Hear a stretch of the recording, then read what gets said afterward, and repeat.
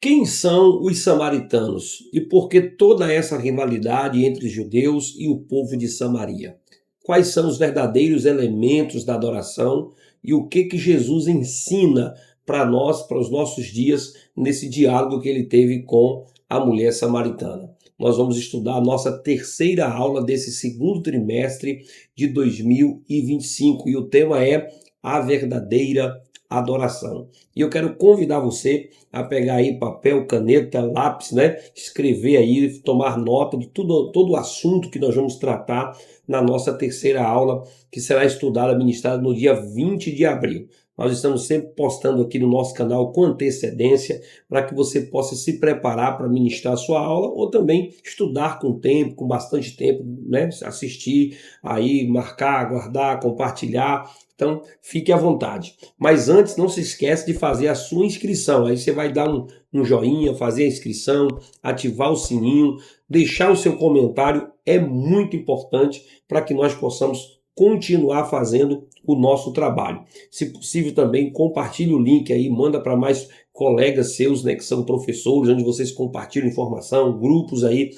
vocês têm para se preparar e dar indicações de vídeos como esse que nós estamos postando sempre aqui no nosso canal, dando bastante conteúdo para que você possa se preparar. E você pode também conferir as aulas anteriores, não só desse trimestre, como dos trimestres anteriores. Nós temos a playlist aqui, que você pode voltar lá e verificar algumas aulas anteriores. Eu fiz um resumo também de todo o Evangelho de João, que é a primeira aula que a gente colocou aqui, a primeira ministração, tem um resumo do Evangelho de João, um vídeo mais curto para que você possa compreender, ter um fundo histórico. Você que é novo por aqui, pode voltar lá. A gente vai deixar sempre o link aqui também, né, no nosso vídeo, também mostrando para você os vídeos anteriores que nós colocamos aqui no nosso canal. Mas, sem perca de tempo, vamos nos aprofundar um pouquinho mais. Eu sou o pastor Renato Brumochenko, estou aqui na cidade de Eunápolis, né? Sou pastor auxiliar aqui e convido você a estar sempre conhecendo aqui as nossas informações através da nossa rede social, né? Nós temos aí Instagram,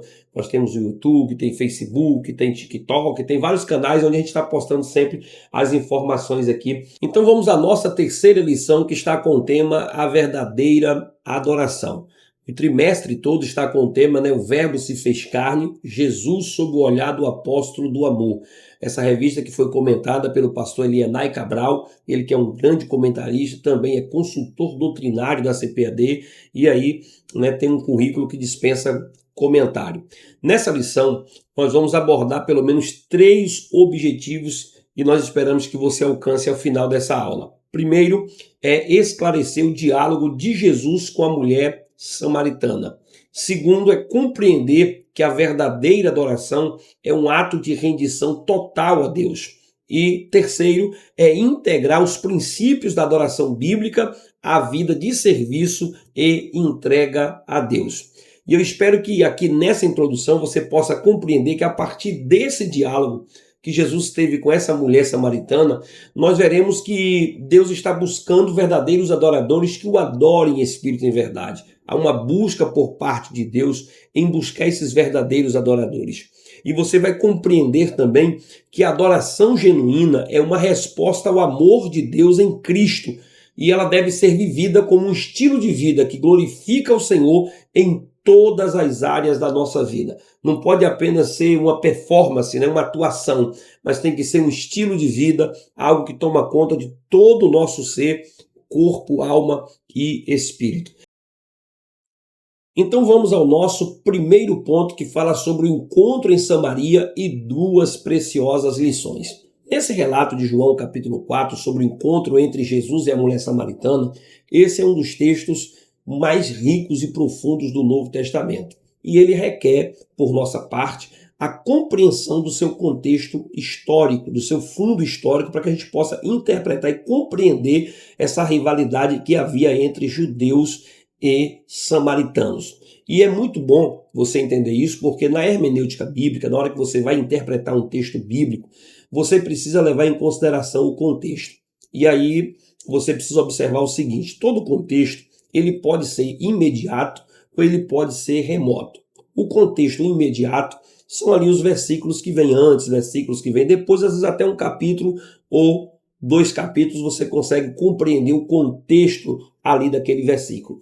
Às vezes esse contexto ele está de forma remota, está distante. Ele não está ali no próprio livro. Você vai ter que recorrer a outros livros, como é o caso aqui dessa rivalidade entre judeus e samaritanos. Então vamos entender qual o contexto histórico deste capítulo. Quem eram os samaritanos?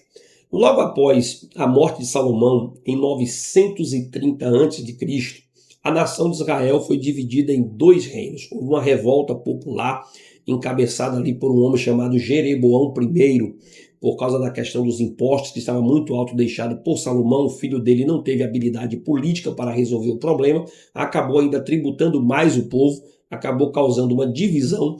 Então, ali o reino do sul e o reino do norte foram estabelecidos. No reino do norte, as 10 tribos, eles estabeleceram uma nova capital, que seria, no caso agora, Samaria. Ali já começa a primeira cisão, né, a primeira rivalidade entre judeus e samaritanos. Mais tarde, em 722 a.C., o reino do norte, no caso ficou conhecido como Israel, foi conquistado pelos assírios e a população israelita foi deportada para outros impérios, conforme 2 Reis, capítulo 17, verso de número 6.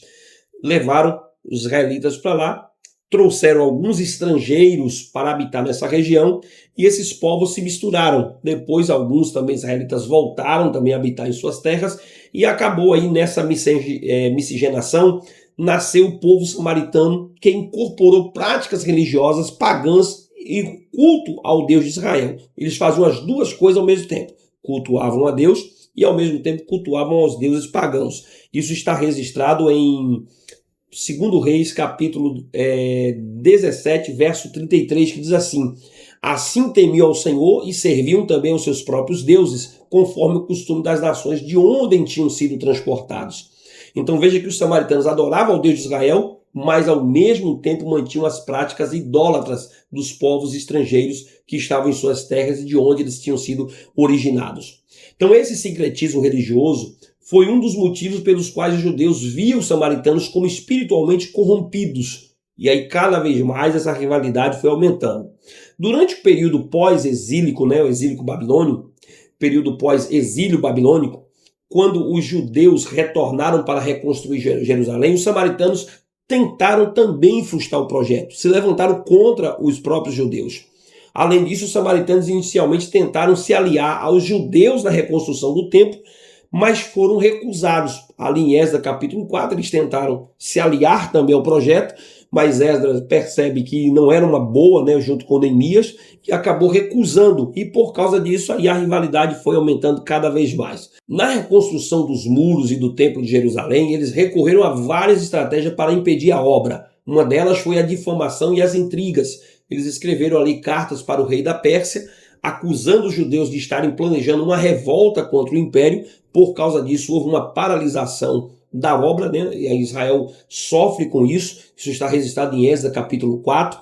Depois eles começam a fazer ameaças e ataques físicos, no templo de Neemias. Os líderes samaritanos, Sanbalates e Tobias, e o Gesem, zombaram dos judeus, tentaram desanimá-los e até planejaram ataques para impedir a reconstrução do muro. Neemias capítulo 2 e também Neemias capítulo 4. Então você vai perceber que ali as rivalidades foram se acirrando cada vez mais.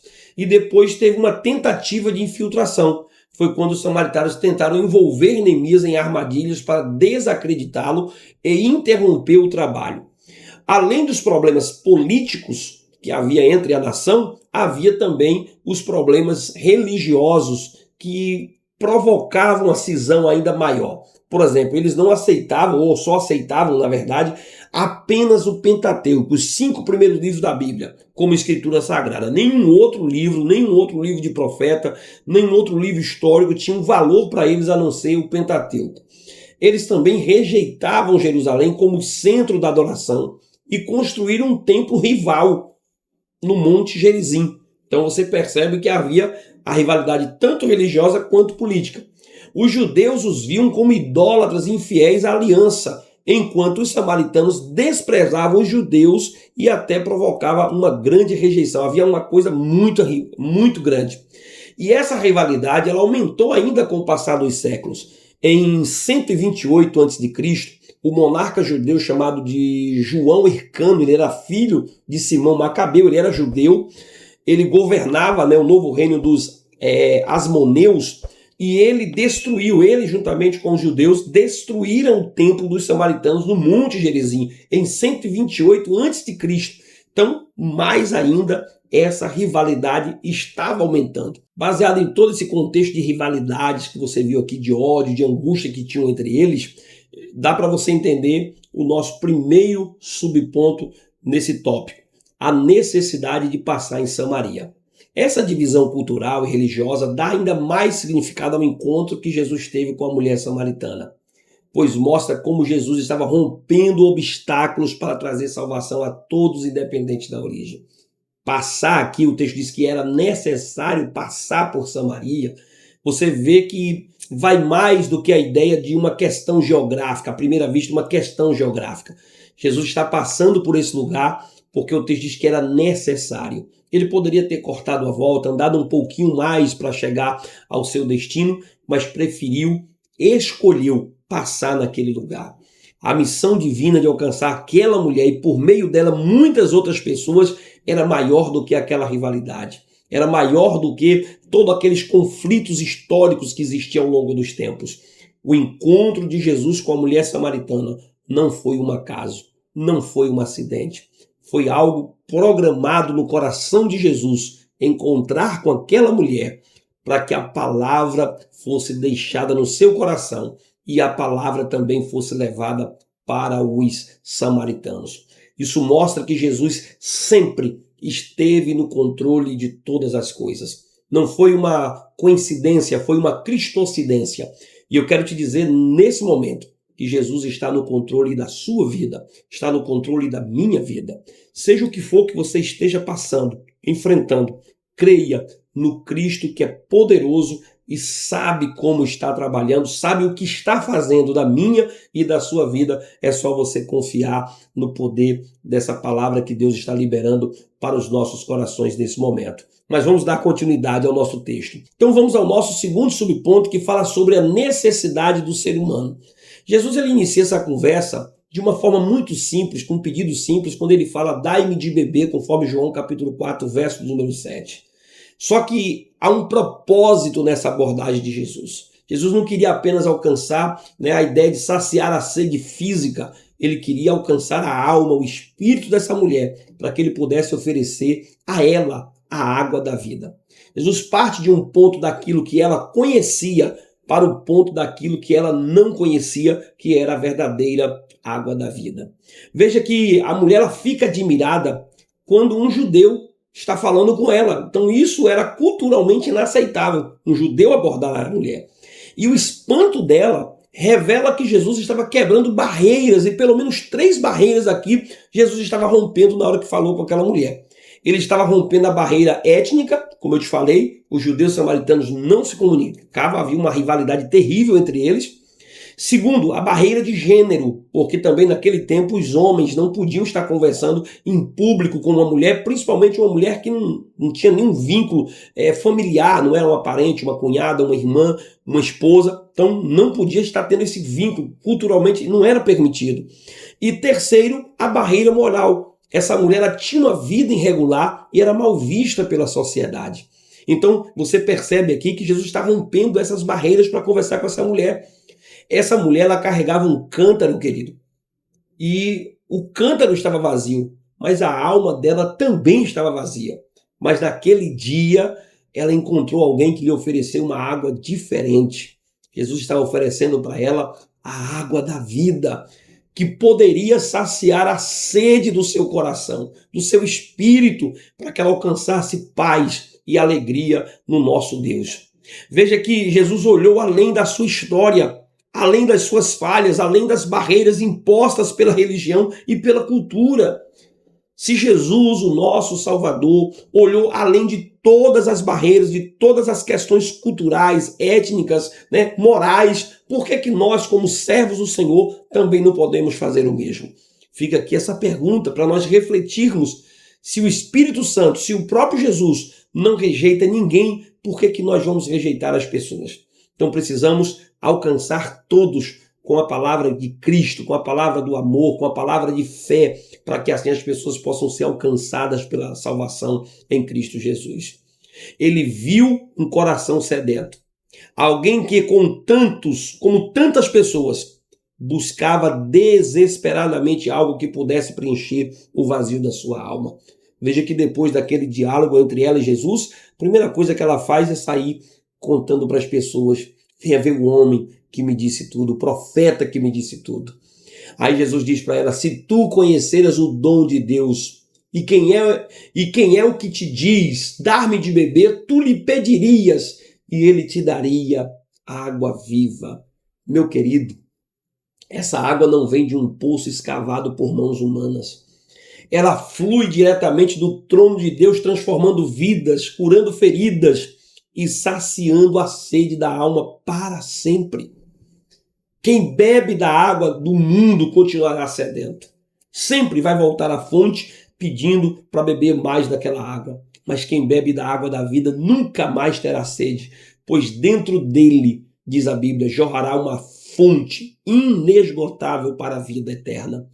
Pastor Severino Pedro da Silva, no livro, A Mensagem do Quarto Evangelho, ele diz: a sede física da mulher samaritana simboliza a sede espiritual inerente a todo ser humano, que só pode ser saciada por Jesus, a verdadeira água da vida. Somente Jesus pode, querido. E qual é a primeira lição que fica nesse texto? É que toda pessoa necessita de Deus.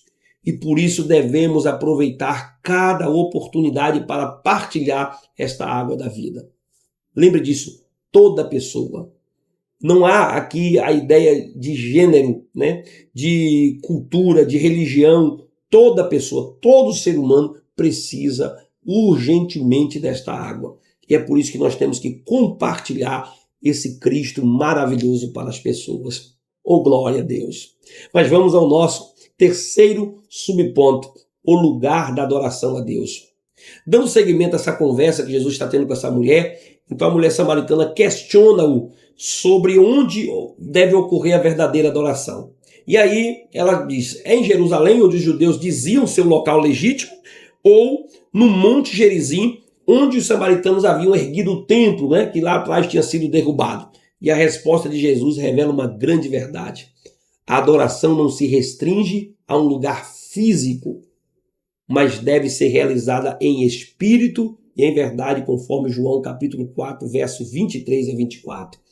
Jesus está ensinando que a verdadeira adoração acontece quando o coração está totalmente entregue a Deus, independente do local ou das barreiras geográficas, culturais ou institucionais. Nós não podemos deixar que estas coisas possam dividir o coração do adorador, ou dividir a adoração, ou nos impedir de oferecer a Deus a verdadeira adoração. É um encontro profundo entre o adorador e Deus, e só é possível quando há sinceridade, quando há um coração quebrantado, verdadeiro.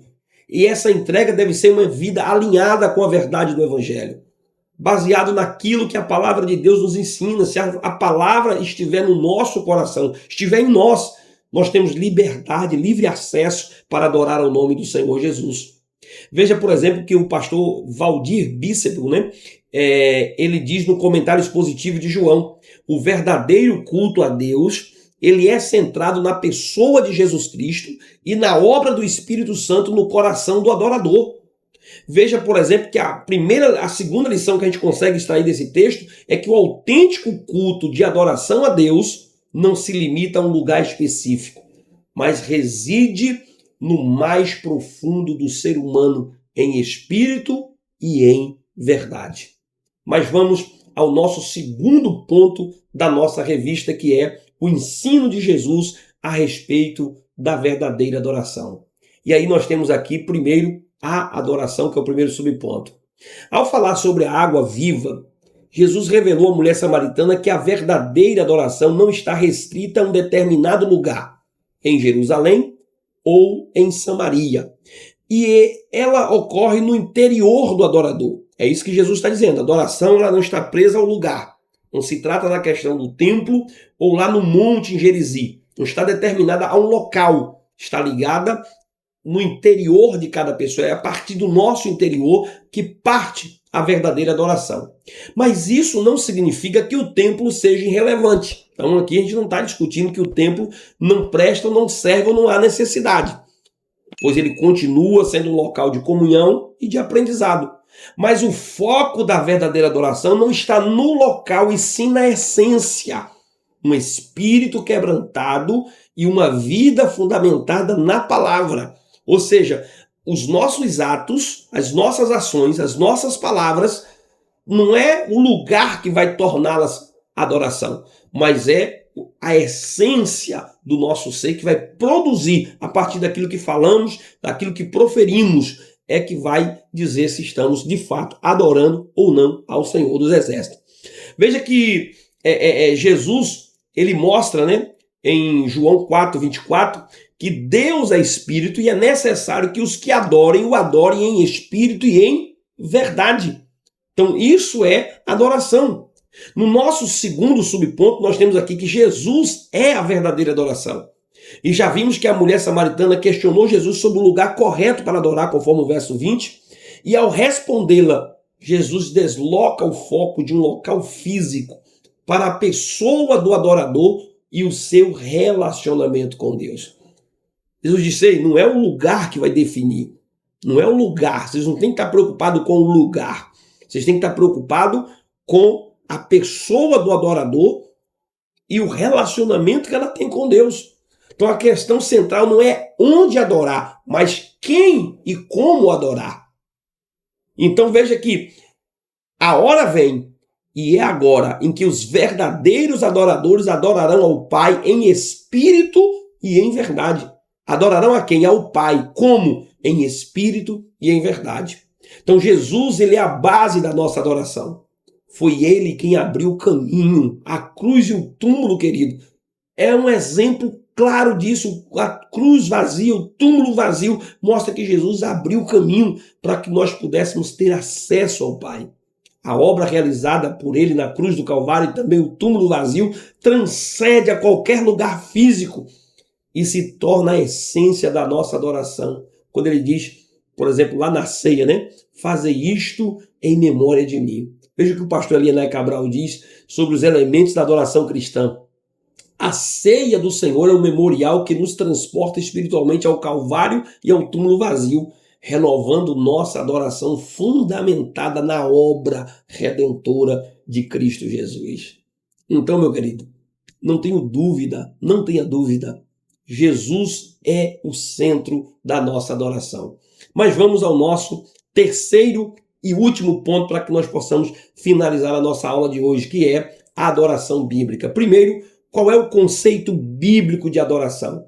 No Antigo Testamento, a palavra hebraica Hishahawá, e vai perdoando aqui porque o nosso hebraico não é tão bom assim, a gente está pronunciando mais ou menos de acordo com o que está na própria lição, né? Que a palavra Hishahawá, ela transmite a ideia de manifestar um temor reverente, um profundo respeito e admiração característicos da adoração. E no Novo Testamento nós temos outras duas palavras que ajudam a compreender ainda mais esse conceito. A palavra é conhecida como latreia, que se refere à submissão de quem serve a outro, e depois a palavra proskunel, que significa literalmente o ato de adoração. E aí você percebe que essa última palavra aqui, a proskunel, foi a palavra que Jesus usou para falar com a mulher samaritana sobre o verdadeiro culto a Deus. No nosso idioma, por exemplo, a palavra adorar implica atribuir mérito ou valor a alguém. Assim, adorar a Deus significa reconhecer sua grandeza, sua majestade, render-se diante dele e exaltá-lo por tudo que ele é e por tudo que ele faz. Adorar a Deus é reconhecer sua santidade, majestade e poder, expressando essa reverência através da palavra e os próprios atos da nossa própria vida, conforme diz o pastor Claudionor de Andrade. Então você percebe aqui que adorar a Deus é mais, querido, do que apenas palavras. A adoração vai muito mais além do que expressar ou manifestar alguma coisa, embora também seja adoração, mas é mais que isso. No nosso segundo subponto, a gente compreende um pouco mais a adoração como ato de rendição a Deus. A palavra proskunel traz o sentido de beijar com reverência, associado a um ato de se dobrar os joelhos ou prostrar-se com testa no solo, ou sobre os pés, né, da pessoa com quem você está diante, né? Então, um ato de submissão, como alguém que se curva diante de um rei. Veja, por exemplo, em Lucas capítulo 7, verso 37 e 38, e eis que uma mulher da cidade, uma pecadora, sabendo que ele estava à mesa em casa do fariseu, levou um vaso de alabastro com unguento e, estando por detrás, aos seus pés, chorando, começou a regar-lhe os pés com suas lágrimas e a enxugar-lhes com seus próprios cabelos, e beijava-lhe os pés e ungia-o com unguento. Então a verdadeira adoração nos leva a reconhecer a grandeza de Deus e nossa total dependência dele. Foi isso que essa mulher fez diante de Jesus. Ela curva-se aos seus pés, começa a chorar. Isso era o prosquinel, né? Era adorar, reconhecer alguém como superior de quem alguém era dependente. No nosso terceiro subponto, nós temos a adoração como ato de serviço a Deus. A adoração não se limita a palavras e cânticos. Ela se expressa através de uma vida de serviço e obediência. Olha o que Paulo diz para os romanos no capítulo 12, verso de número 1. Rogo-vos, pois, irmãos, pela compaixão de Deus, que apresenteis o vosso corpo em sacrifício vivo, santo e agradável a Deus, que é o vosso culto racional. Então, a adoração, querido, é servir a Deus com a nossa vida. Não é apenas uma performance, uma atuação. Nós somos um culto vivo, o nosso corpo precisa adorar a Deus onde nós estivermos. Num culto, nós prestamos ali louvor, adoramos, cantamos, pregamos a palavra, mas na rua a gente anda com o nosso corpo e aí está o nosso testemunho. Nem sempre a gente vai estar podendo cantar um hino, nem sempre a gente vai poder estar pregando, mas às vezes você vai estar louvando a Deus com seus atos, com suas ações, quando você perdoa, quando você ama, quando você acolhe aqueles que são desprezados, quando você ampara seu irmão, quando você ama o próximo. Tudo isso vai demonstrando que você é um adorador, que você é um servo do Senhor e através da sua vida alguém glorifica a Deus. Esse rapaz, esse camarada é crente, essa mulher é crente, esse homem é crente, é um verdadeiro homem de Deus. Através disso, você extrai o verdadeiro louvor, através dos seus atos também. Então ninguém pode servir a dois senhores, porque ou há de odiar a um e amar o outro, ou se dedicará a um e desprezará o outro. Não podeis servir a Deus e a Mamon. Nossa entrega a Deus deve ser total e sem reservas. Não temos como agradar a Deus e a Mamon. Agradar a Deus e ao mundo. Servir a Deus com uma vida dividida. Nossa vida deve ser uma vida de completa dedicação, para que a nossa vida venha glorificar o nome do Senhor. O verdadeiro adorador não divide sua lealdade, seu coração pertence exclusivamente ao Senhor. A sua vida reflete esse compromisso. Pastor Valdir Bícepo, ele diz no livro Vivendo para a Glória de Deus, sobre nosso serviço a Deus não é um fardo, mas uma expressão de amor e gratidão pela sua graça e misericórdia. Então é isso que nós precisamos fazer, querido. Uma vida de completa adoração. No nosso quarto e último subponto, uma experiência interior de adoração. A adoração não é apenas uma prática externa, mas uma necessidade da nossa alma. Olha o que o Salmo 42, verso 2 diz. A minha alma tem sede de Deus, do Deus vivo. Quando entrarei e me apresentarei ante a face de Deus? Então veja que o salmista está dizendo que a alma dele tem sede do Deus vivo. O que essa mulher tinha aqui era a sede de Deus. E somente a presença do Deus Todo-Poderoso pode satisfazer os anseios mais profundos do coração humano. A verdadeira adoração envolve um relacionamento íntimo com Cristo, no qual o reconhecemos como Senhor e Salvador das nossas vidas. Somente assim, querido, nós podemos prestar a verdadeira adoração ao nosso Deus. Que a nossa vida seja marcada pela nossa adoração verdadeira, que brota do coração e se manifesta em rendição, serviço e intimidade ao nosso Deus. Para fechar a nossa aula de hoje, eu gostaria de concluir falando sobre duas coisas importantes para você compreender, para você não distorcer aquilo que a gente ministrou aqui, você compreender realmente o sentido e o objetivo da lição. Primeiro os elementos da adoração. Quais são os elementos que pode compor adoração? Primeiro, a oração. Oração é também um elemento da adoração. Segundo, o louvor também é um elemento da adoração. Quando louvamos a Deus, quando adoramos a Deus, quando manifestamos por palavras também aquilo que o nosso coração sente, também é adoração. Quando também confessamos os nossos pecados, reconhecemos os nossos erros e reconhecemos a santidade de Deus, isso também é um elemento da adoração. Quando também temos a pregação da palavra, através da adoração, isso também é quando servimos a Ele, são elementos da adoração. Segundo ponto extra aqui para nós é as características da verdadeira adoração.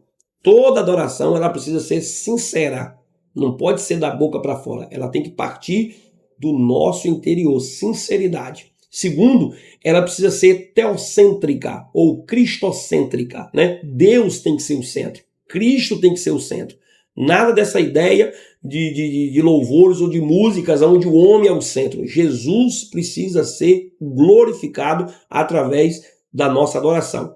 E por último, ela tem que ser ultra circunstancial, ou seja, não é as circunstâncias que devem favorecer para nós adorarmos. Pode estar desempregado, passando por um momento difícil, na rua, no trânsito, em qualquer lugar, ultra circunstancial. Não são as circunstâncias ou o lugar que define a nossa adoração, mas tem que ser o nosso interior devotando a Deus, demonstrando a Ele que Ele merece toda a honra, toda a glória e todo o louvor.